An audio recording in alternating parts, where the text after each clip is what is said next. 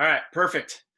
All right, it's another Money Wisdom Wednesday. This is gonna be a little bit quicker, this session here, but let me tell you guys something. Again, like I always say, how much money you make and how much money you have doesn't reflect your value or the impact you can have on people around you. Okay, so keep that paramount, right? We are all at different steps in the journey.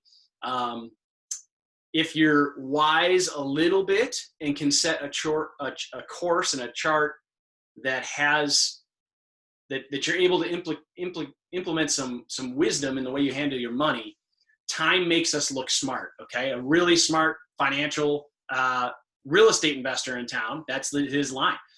Time will make you look smart in this business, right? Doing something and doing it a long time and letting that grow will make you look smarter than you are. Okay, so wherever you are on that journey, sometimes time is just a factor of where you are currently. But keep in mind that, again, how much money you have, what your net worth is, doesn't mean squat to your personal value and the impact you can have on people around you. Now, like we say, money allows you to do a lot of cool things. It allows you the capability of blessing a lot of people in a way you can't if you don't have money.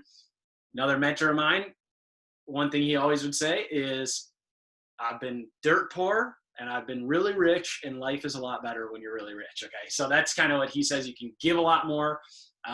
If you think you're making all the money you need, then you're not giving enough money away. Okay, it's just a quality principle, man. You can rock people's worlds when you are able to give freely, and when your heart gets stirred, you can do it. So that's kind of the concept of why we're meeting and doing these Money Wisdom Wednesdays. And this one is just going to be me, no special guest. But I think a concept that I hope will allow you some freedom in just how to organize your money and how to be able to spend. Who likes to spend money and feel really good about it? It's hard. It's a hard thing to do, I guess, depending on your personality. But buyer's remorse is not a fun thing, and so that's a little bit of just a tip and a concept. This will be 15 minutes or less. I'm almost positive, maybe 10 minutes. So, but let me tell you, there's a need, okay, for this. I posted that picture of me just prepping and just kind of showing the culture of what we do at OneTrust, why we're bigger than real estate, and obviously, like the fun we have and the goofiness and striving for excellence. And there's things that separate us from just getting by and average real estate companies. That's my hope for you guys and for what we do as a group. But I got comments of people saying, hey, is this something I can watch? I got emails or messages through Facebook of people saying, hey, any chance you record these? Can I get in and see these? I had a friend from 20 plus years ago from high school that sent me a super long message last night talking about, do you ever mentor people outside of your company? I'm just asking for wisdom and financially, like, how do you learn this stuff? How do you start? I'm a mess, all this stuff. So, man, you guys, the world, these little nuggets that you can, and nothing I'm telling you today is original or my thought, okay? Everything has been thought of, okay? So it's just a matter of, you look at my bookshelf over here. Now I might go longer than 15 minutes. It is full of all these books of people that poured their life into 200 pages or whatever the length of the book is. And for $10 or $15 or $20, I get their life's work, their wisdom, I get for $20. Like, there was a time in my life where I graduated college and I was like, I'm never reading another book again. I hate reading, never reading another book again. And I went about 8 years before I was about 28 years old, and somebody handed me The Traveler's Gift and said, you got to read this, it'll change your life. Read it in like 2 days.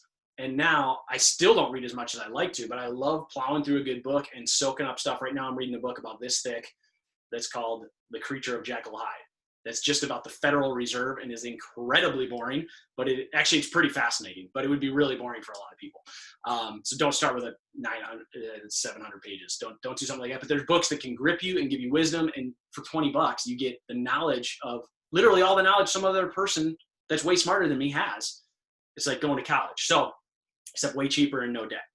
All right. So with that said, you guys can share that knowledge. There's people that want people to share knowledge with them. Every successful person, uber successful person that I would look to as a mentor has freely given their wisdom.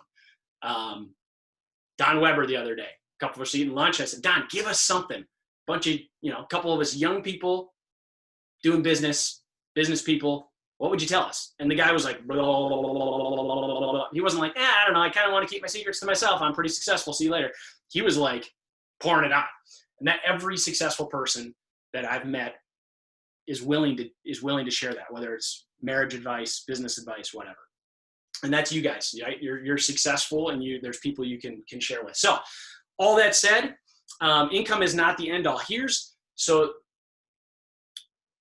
what we're going to talk today is a plan to kind of build wealth, okay?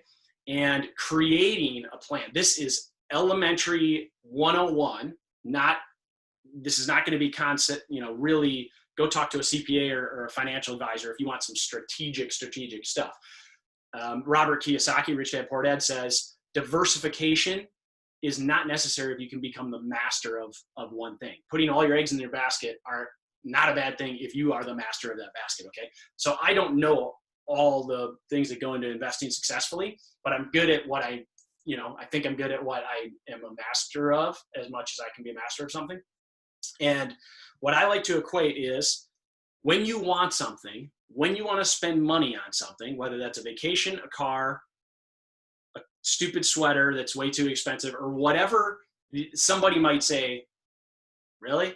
You're going to do that? Or depending on your nature, like I'm just really cheap or frugal, I like to say. I like to build my money up, okay? And I'm always thinking, well, if I go do that, I could actually use that money for this and that'd make more sense. And to a fault. Sometimes I don't want to just like splurge on my family because I'm like, well, that's a lot of money and that's not the smartest thing to do with my money, But money we are given money to bless others and to spend it, okay? Like that's part of it, is to spend it and have fun. That's why you work hard. We don't work hard to be slaves to our requirements and our obligations in life, okay? So when you want to go do something and you see people sometimes who just spend money and they enjoy spending money and they go do stuff and you think, how in the world do I get to that? How can they do that?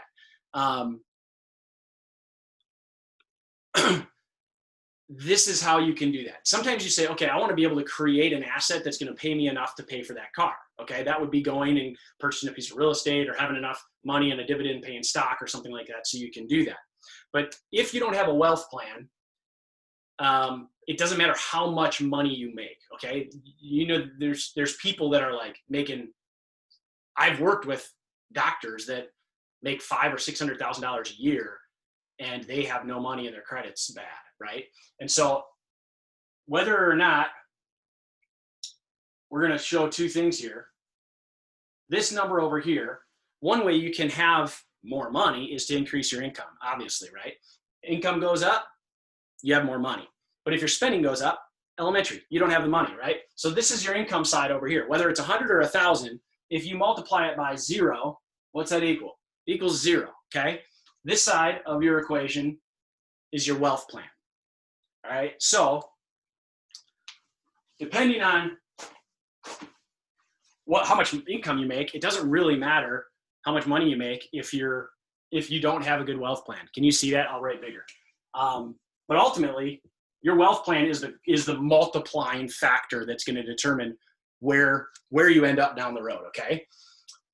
So put this in your head. If you were for retirement, right? I mean, the goal is to not grind for the rest of your life.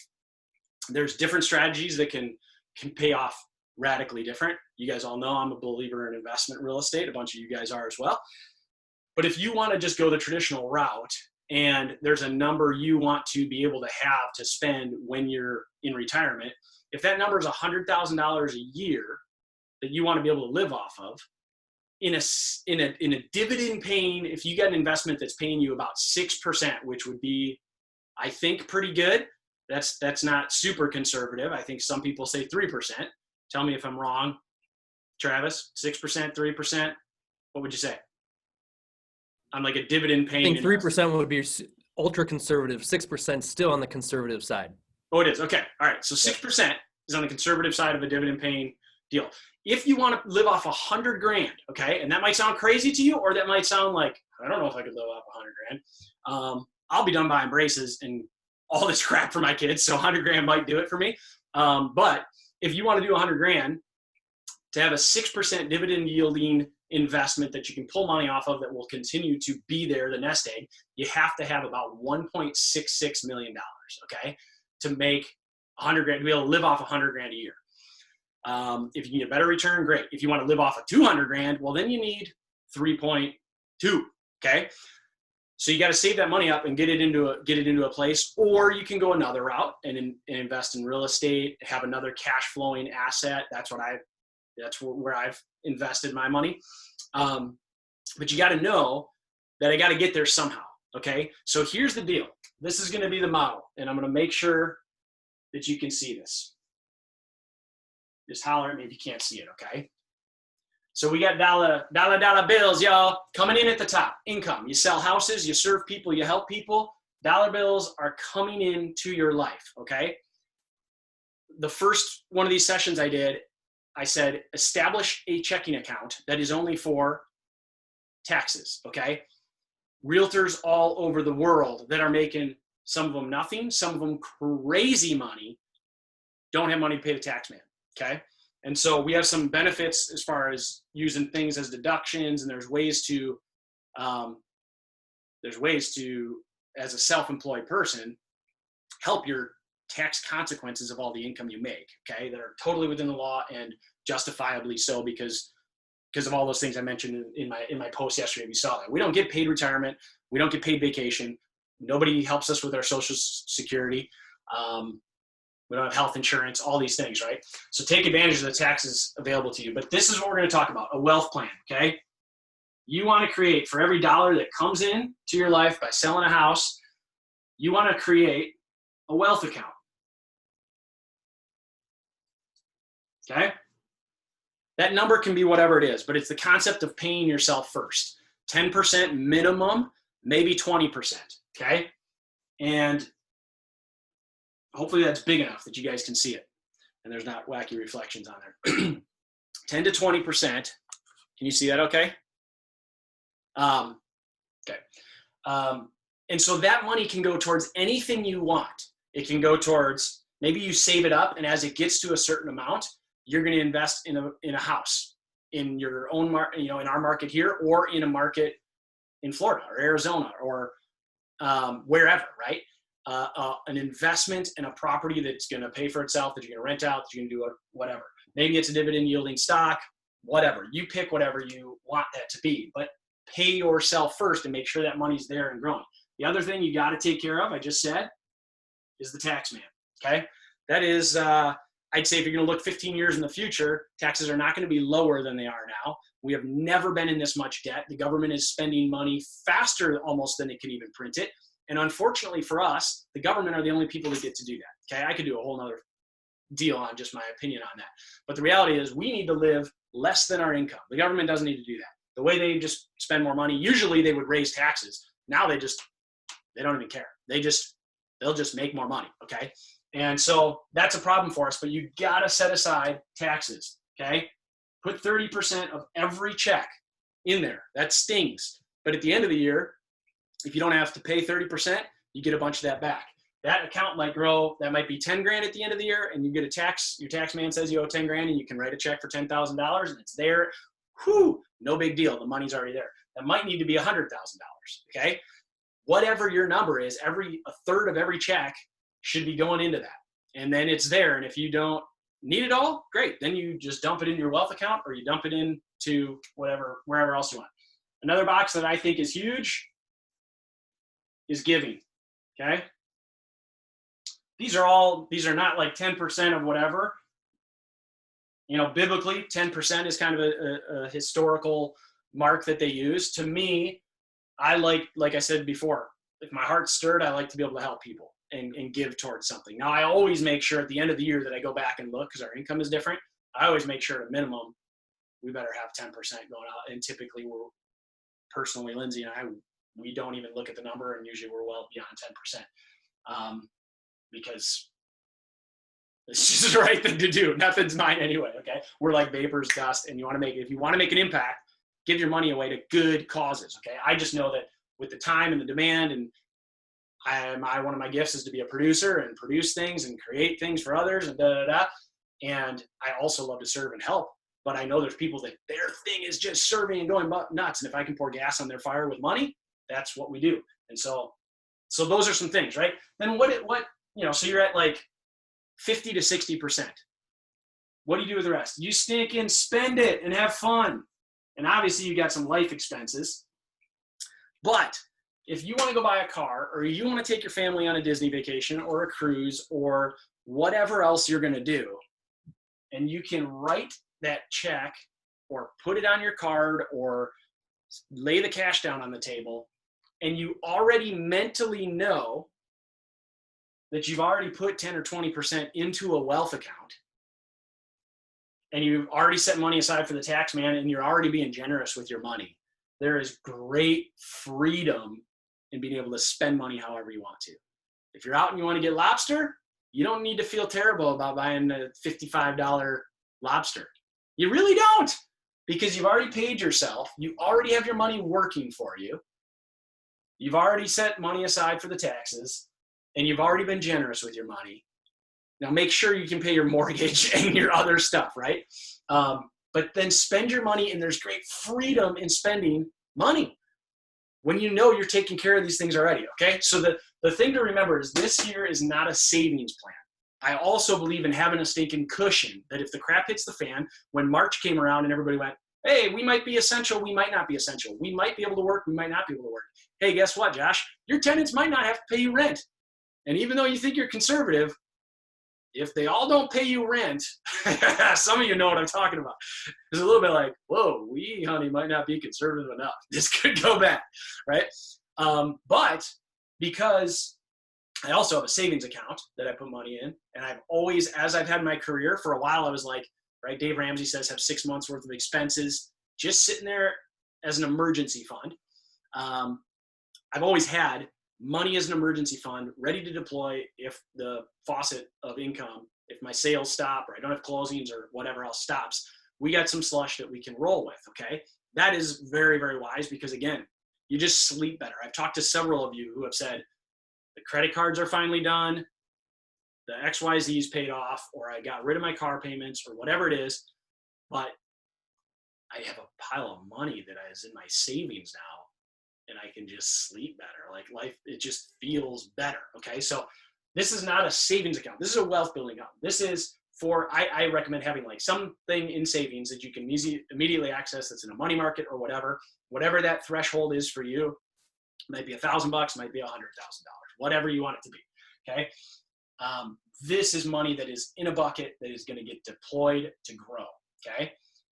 And again, then you can spend freely and you can give freely because right? No matter how generous we want to be, I want to know in the back of my mind that I'm as covered as I can be without knowing that all my security comes from financially being secure, right?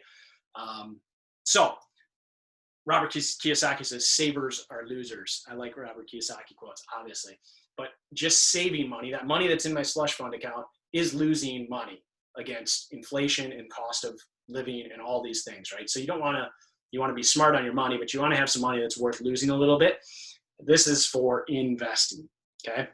So that's what I got, you guys. I hope some of you are going to look at this and go, duh, Josh, but I think there's great freedom in it. There's a difference between writing this on a dry erase board or putting it in your notebook and then implementing it, okay? One thing I've wanted to do forever is have an account for vehicles because I've paid cash for every vehicle I've ever owned. Bought my wife a new van, paid cash for it. Bought my first Lexus for $6,000, paid cash for it. Okay, that was my first like nice business car. Before that, I was rolling around in a '94 Honda Accord. Now I'm back to a Honda Accord. But I paid cash for every vehicle, and I don't buy a vehicle unless I could pay cash for it. That's just a principle that I have. At some point, it might make sense. Like uber wealthy people lease vehicles all the time, and they do payments, right? It depends what your business structure is. But for me, that's just been a principle. I'm not going to have a car payment, and then my monthly, I don't have to worry about outflow as much. But I've always wanted to have a savings account, money market, where I'm paying myself a car payment of $500 a month, and I'm just going to put it in there and put it in there and put it in there, and then in $6,000 a year in 3 years, if I go buy a new car, or in 5 years I go buy a new car, I got 30 grand just sitting there, and I'm like, sweet. Well, that's the car thing. I've never done that. Okay. So there's a big difference between But I also know that I'm not crazy with my money, and I don't need to make sure I have money in my car account because I save money to know that it'll be there when I need to do it. But this is different, and this is exciting. When all of a sudden you can look at that account, and because you're just doing it a little bit off every check, there's $1,000 in my investment thing, and then there's $10,000 in my investment thing. Then there's 15. Shoot, I can go buy an $80,000 house. Hello, right? Or I can start dumping that into some dividend stocks or Bitcoin or whatever your thing is. Bitcoin probably isn't really the best wealth account thing. Don't do that. So nothing I'm giving you is financial advice. Okay, don't hold me accountable on any of this. But anyway, so that's what I got. Hopefully, it just releases a mental cap for you, for some of you guys, and that's it. So feel free to, if you want to unmute and you got questions for me, feel free to fire questions at me. Otherwise, this was just a concept that I saw and thought this is so great to unlock the freedom of spending, because I'm always, even though we're in a financially secure place, I still look at prices on menus, and that's all just being smart, not being a moron and just like wasting money for the sake of wasting it, you know. But there's freedom when you know you got yourself covered to do those things. So that's all I got. You guys have an awesome Wednesday, and go kill it. Cheers.